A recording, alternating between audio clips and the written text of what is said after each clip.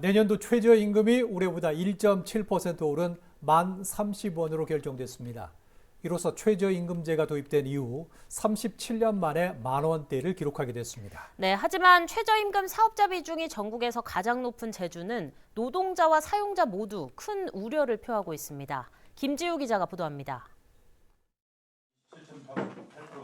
자정을 넘기는 마라톤 회의 끝에 최저임금위원회는 내년도 최저임금을 1,030원으로 결정했습니다. 올해보다 1.7% 오른 것으로 월급으로 따지면 209만 원 수준입니다. 최저임금이 10,000원대에 진입한 것은 지난 1988년 관련 제도가 도입된 이후 37년 만에 처음입니다. 다만 최저임금 인상률은 코로나19가 한창이던 지난 2021년 1.5%에 이어 역대 두 번째로 낮았습니다.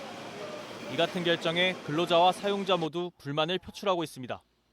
우선 노동계는 인상률이 3년 연속 물가 상승률에 미치지 못하는 점을 들며 노동자들의 삶이 더 어려워질 것이라고 우려했습니다. 특히 제주의 경우 전국에서 최저임금 사업장 비중이 가장 높아 최저임금 인상률이 도민 민생과 직결될 수밖에 없는 만큼 이번 결정에 깊은 유감을 표했습니다. 올해 물가 상승률 전망치인 2.6%에도 못 미치기 때문에 사실상 최저임금 인상이 아닌 삭감이라고 봐야 합니다. 그리고 또 특히 제주 같은 경우에는 최저임금 노동자가 거의 절반에 가깝습니다. 그렇기 때문에 지금 물가 상황 속에서 노동자들의 생계는 더 어려워질 수밖에 없다고 봅니다.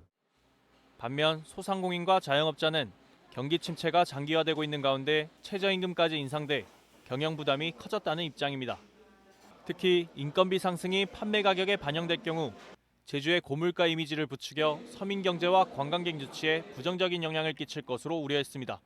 최저임금 인상은 곧 제주도는 지리적 특수성으로 인해서 관광업이나 영세 소상공인들이 많은데 이것이 곧 고용률 하락이라든지 슈페업자가 양상되는 계기가 되지 않을까 염려되고 있습니다.